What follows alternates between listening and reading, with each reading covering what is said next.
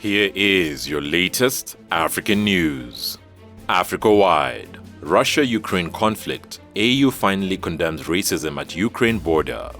The African Union has condemned incidents of racial discrimination against Africans trying to flee the conflict in Ukraine after Russia invaded the Eastern European country. Senegalese President Macky Sall, the chairman of the African Union and the African Union Commission chairperson Moussa Faki Mohamed, say they were particularly disturbed with reports that some African residents in Ukraine have been turned away at borders since Russia invaded Ukraine last week, which Russian President Vladimir Putin described as a special military intervention. Many foreigners residing in Ukraine, including Africans, have been trying to leave the country to escape the violence.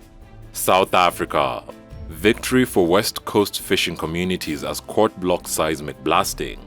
A high court has ruled that an interdict of a seismic survey of the West Coast will remain in place. Judge Daniel Tolare delivered the ruling at the Western Cape High Court. The interdict will apply pending the outcomes of a legal challenge of the reconnaissance permit granted for the survey in May 2021. West Coast fishing communities in January launched the main application to have the High Court interdict the seismic survey by Australian geoscience data company Searcher. The applicants argued that they were not consulted on the survey and do not believe Searchers has the required environmental authorizations to conduct the survey. Searchers has disputed this in its court papers. The survey would be at the expense of the livelihood of communities of small-scale fishers, which Searchers has deliberately marginalized. Burkina Faso. Burkina Faso's military leader signs 3-year transition charter. A national conference in Burkina Faso has adopted a charter that will allow the military government that seized power in the West African state in January to lead a 3-year transition. The conference approved the charter, which was later signed by military leader Lieutenant Colonel Henry Paul Damiba. A commission that drafted the transitional charter had proposed a 2.5-year transition, saying the junta had said it needed around 2 years to stabilize the country and organize elections. Kenya. Kenyan public health expert nominated for Nobel Peace Prize.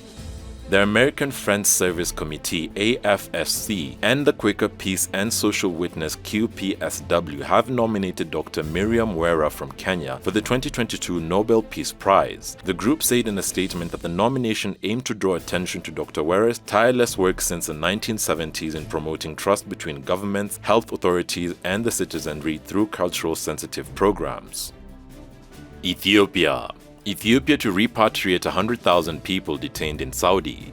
Ethiopia is planning to repatriate 100,000 nationals held in detention centers in Saudi Arabia. Many of them allegedly entered the country legally and lack the necessary documents to work there. Ethiopia's government has formed a committee to look into the cases of the migrants. The committee has discussed with stakeholders on how to handle the matter, the Foreign Affairs Ministry said. The detainees in the Gulf country are facing gross human rights violations, including lack of food, clean water, and health services.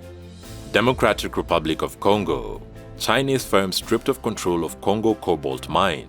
A court in the Democratic Republic of Congo has temporarily removed control of a huge copper and cobalt mine from its Chinese owners. The ruling in favor of the Congolese state mining firm Geka Mines is part of the dispute in which the government says it is owed billions of dollars. It accuses China Molybdenum, the firm that owns the Tenk Fangura mine for the past 6 years, of understating its reserves. The Chinese company has denied the allegation. The mine is one of the largest sources of cobalt, which is a vital component in batteries for electric cars and electrics. Uganda. China puts aggressive terms on Entebbe airport loan. A top Chinese lender has imposed aggressive repayment terms on a $200 million loan to expand Uganda's Entebbe International Airport. Chinese state banks are the biggest source of infrastructure funding to Africa and have been criticized for predatory lending practices, although details of contracts are rarely made public. Under the loan from China's Exim Bank to modernize the Entebbe airport, the Uganda government is required to challenge all revenue from the country's only international airport into an account held jointly with the lender. The government is then required to use part of the revenue to repay the loan each year before it can invest in public services.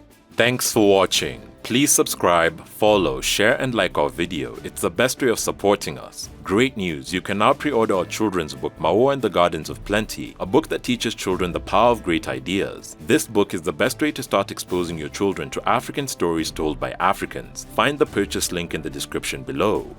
You can directly support this new series by becoming our YouTube member, Patreon, or donor. And remember, Africa is watching.